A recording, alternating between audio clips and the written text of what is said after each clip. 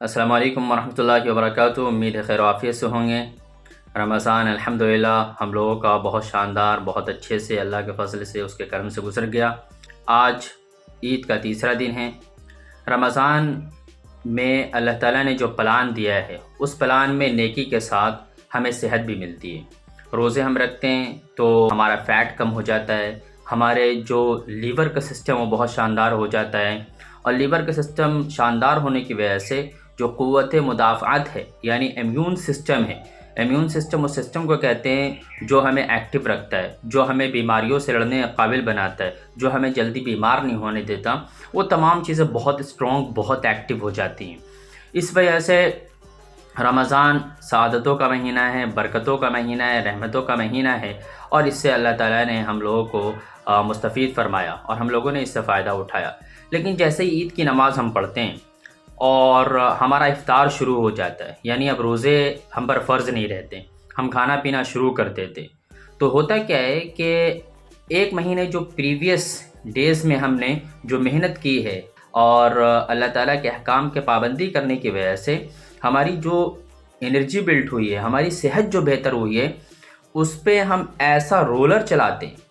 کہ بس حد ہو جاتی ہے۔ آپ اندازہ کریں کہ ہم کس طرح کھاتے ہیں، ہماری اثر قصر جو ہم ایک مہینے روزے رہیں، 3 سے 4 دن جو عید کے رہتے ہیں اس دن میں نکال دیتے ہیں۔ ایک تو ہم کھاتے ہی بہت زیادہ ہیں، دوسرا لوگ زبردستی کر کے کھلاتے ہی بہت زیادہ ہیں،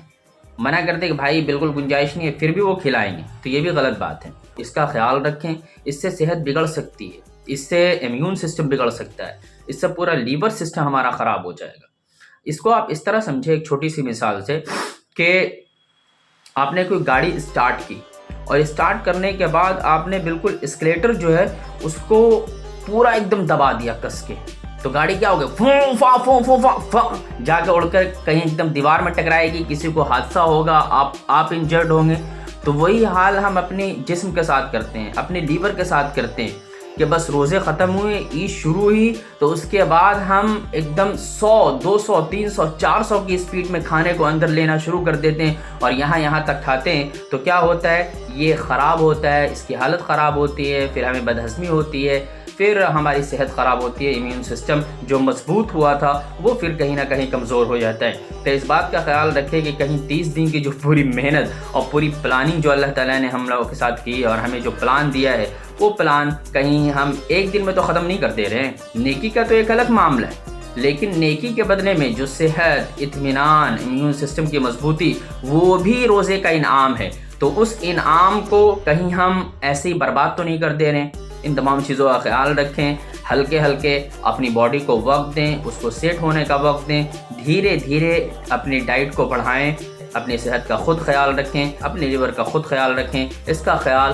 کوئی اور رکھنے نہیں آئے گا، کیونکہ آپ کو پتہ ہے کہ آپ کو کب بھوک لگی ہوئی ہے، آپ کو پتہ ہے کہ آپ کو کتنا کھانا ہے، آپ کو پتہ ہے کہ دسترخوان پورا سجا ہوا ہے، پورے دسترخوان پر طرح طرح کے الگ الگ قسم کے آئٹم ہیں، اس میں میٹھا بھی ہے، اس میں دہی بڑے بھی ہیں، اس میں سویاں بھی ہیں، اور اس میں بریانی بھی ہے، لیکن ہمیں پتہ ہے کہ ہمیں کتنے لمٹ میں کھانا ہے۔ سامنے والوں کو پتہ نہیں، سامنے والا تو ثواب کی نیت سے کھلائے گا ہی کھلائے گا۔ تو اس وجہ سے اس لمٹ کا خیال رکھیں، تو انشاءاللہ